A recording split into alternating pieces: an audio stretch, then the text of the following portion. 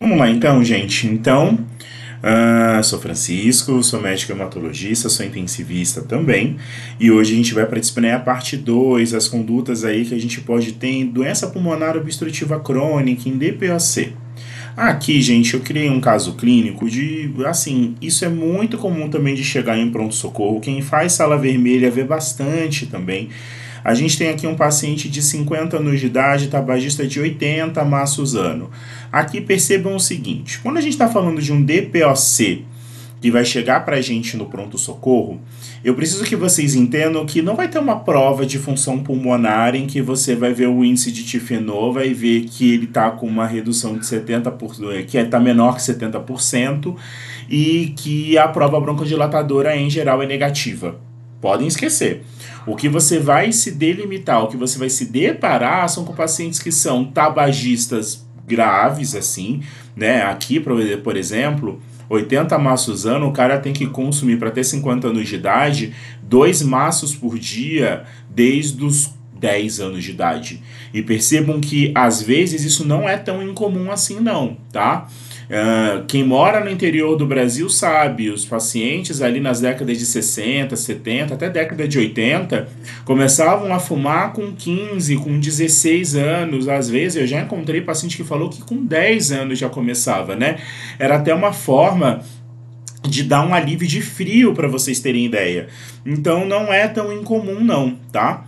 E aqui a gente tem um paciente de 50 anos de idade, tabagista então 80 maços ano, digamos que ele em algum momento tenha fumado até 3, 4 maços de cigarro por dia durante a vida, o que também não é tão incomum assim. O que a gente encontra mais são 2 maços por dia, né?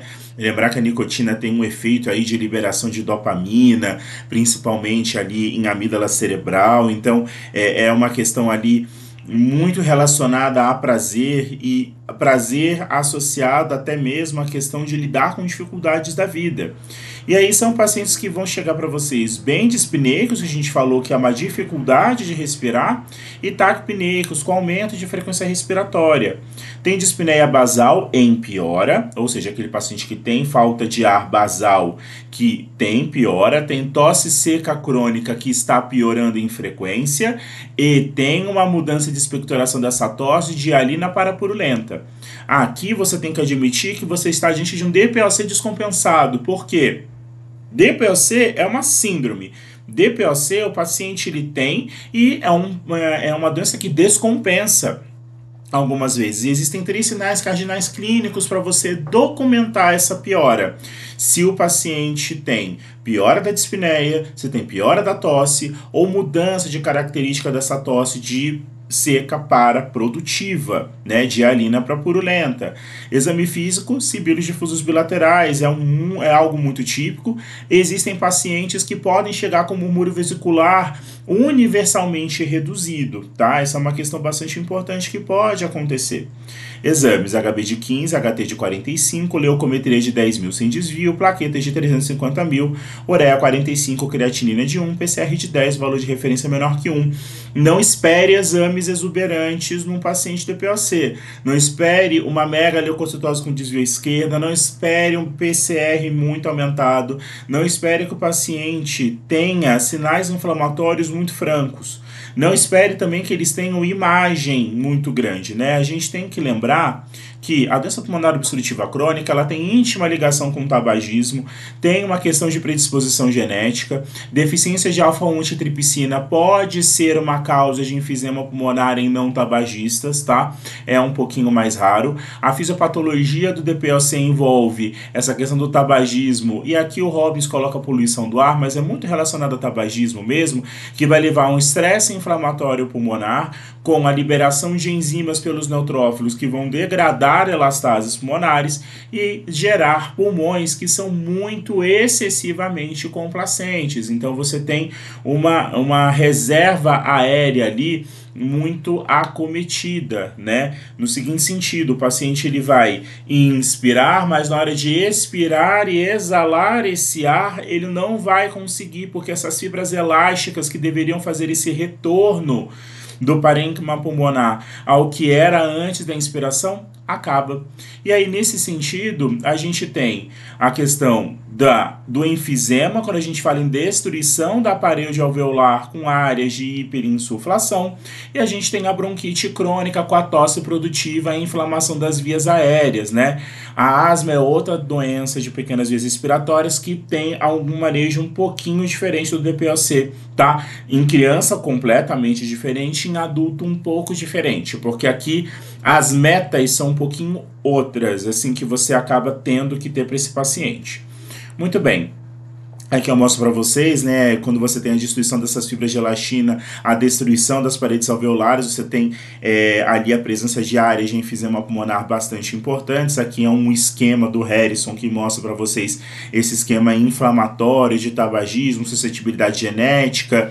Você tem a questão de inflamação associada, o que vai nos levar às alterações radiológicas, né? É um paciente que vai ter retificação de arcos costais, vai ter hipertransparência pulmonar bilateral, é um paciente que vai ter um coração em gota frente a essa quantidade de ar que vai entremear ali as vias aéreas. Então, você vai ter as áreas de destruição ali alveolares na tomografia. Aqui são os vários tipos, né?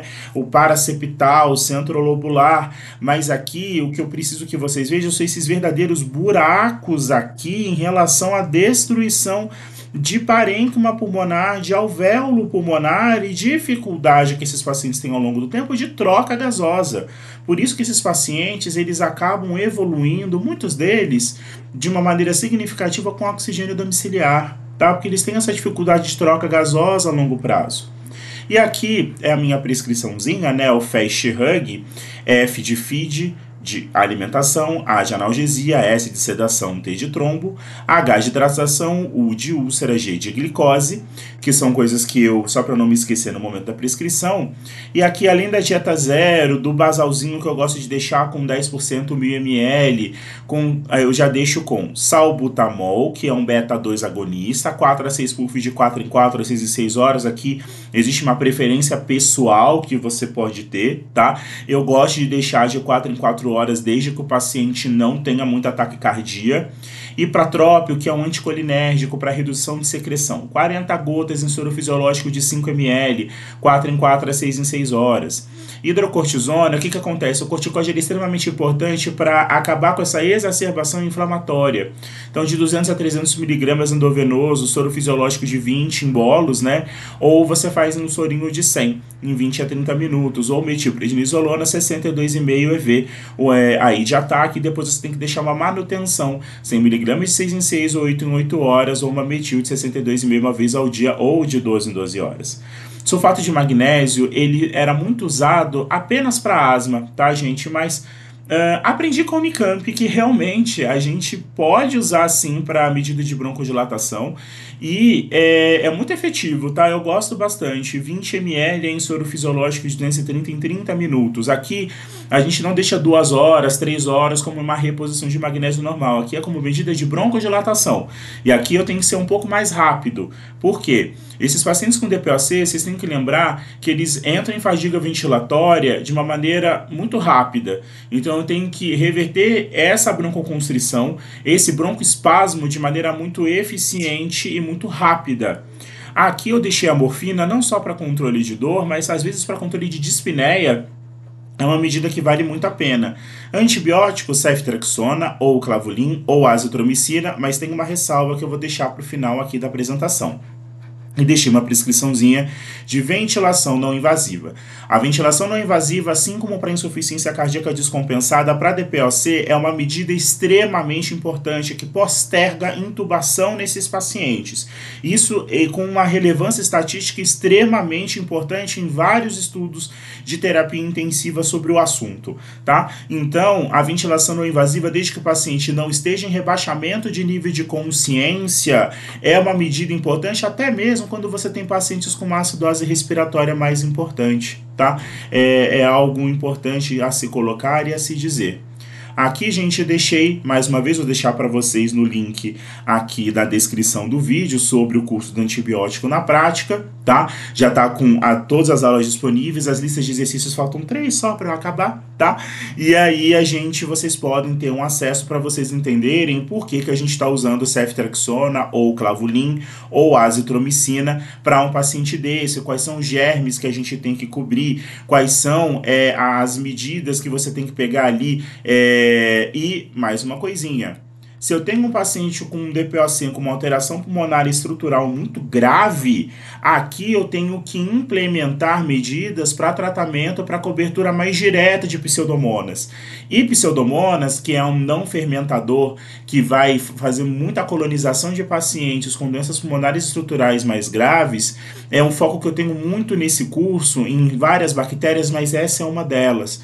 E aqui a gente tem alguns antibióticos que são mais específicos. Então, se você tem aquele paciente que fica descompensando de 3 em 3, 4 em 4 meses, já está em O2 domiciliar, né, já está numa condição mais grave do ponto de vista pulmonar, ceftazidime é uma opção, cefepime é uma opção, tazocin é uma opção, meropenem, imipenem, às vezes até a amicacina ali pode ser uma opção quando você tem que associar aí com outros tipos de medicamento para cobertura para pseudomonas, porque a amicacina em si ela é ruim para pulmão, né? Mas é mais ou menos isso, tá? Resolvi fazer um vídeo mais curtinho aí para vocês. Se você gostou, curte, compartilhe, democratize conhecimento e a gente se vê até o próximo vídeo. Tchau, tchau.